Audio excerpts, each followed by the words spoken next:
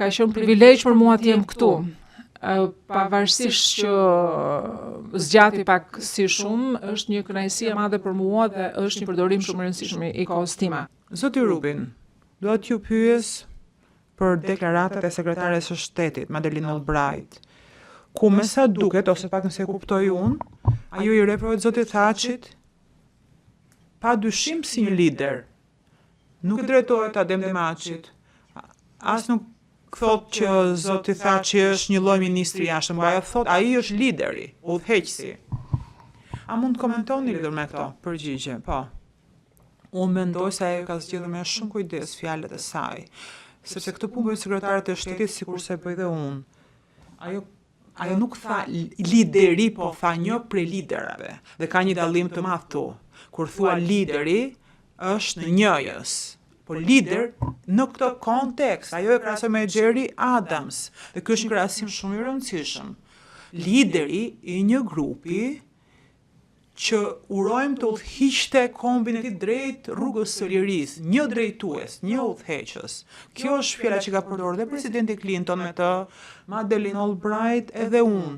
Ne donim që ai të kthehej në një udhëheqës, udhëheqësi një kombi që më pas do të ishte me shpresë i lirë. Me që më pyetët për shprehjen dhe ju thatë lideri, unë po ju korrigjoj. Se unë e dëgjova që tha një drejtues. Kështu e konsideroj dhe unë, si një drejtues të një grupe, jo drejtuesi, por drejtuesi një delegacioni që ishte zgjedhur nga delegacioni shqiptar. Në atë takim, a ishte një person si kryetar, si kryegjykatësi, po një drejtues, një udhëheqës, ai nuk është gjykatësi, ishte një prej, ishte një pozicion udhëheqës, pra në rambuje.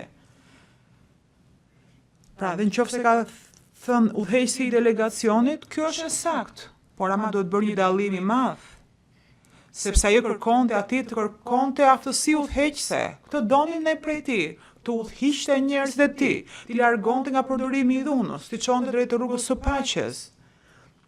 Dhe kjo është e vështirë dhe këta njerëz duhet i frymëzosh. Dhe unë besoj se këtë ka dashur të përcjellë ajo në mesazhin e vet. Edhe unë besoj se ato e njihen shumë mirë. A është e vërtetë të thuaj që ju nuk keni parë asgjë në këto materiale që tregonte që UÇK-ja të ishte një forcë e mirë organizuar ushtarake me një strukturë komande vertikale, por në fakt e kundërta ishte vërtet që ishte një strukturë e pa organizuar dhe që anëtarët e saj thjesht egzageronin mënyrën e funksionimit dhe të organizimit të saj. Përgjigjja është një përmbledhje e shkëlqyer sa çfarë kam thënë. Diksa nuk kam pyetje të tjera. Gjykatësi Smith, faleminderit. Dëshmitar, faleminderit që ishit me ne. Ky është fundi i dëshmisë suaj. Ju falenderojmë edhe një herë që ishit në sallë dhe nuk keni më detyrime të tjera para gjykatës. Dëshmitari, faleminderit dhe juve dhe dëshiroj të them që ka qenë privilegj për mua të jem këtu. Pavarësisht që zgjati pak si shumë, është një kënaqësi e madhe për mua dhe është një përdorim shumë i rëndësishëm i kohës time. Dhe është shumë e rëndësi për mua që isha këtu dhe ju thash mendimet e mia dhe tash dëshminë time në këtë çështje. Gjykatësi Smith, faleminderit edhe për faqësuesit e Shteteve të Bashkuara, faleminderit për ndihmën edhe për faktin që ishit me ne sot këtu.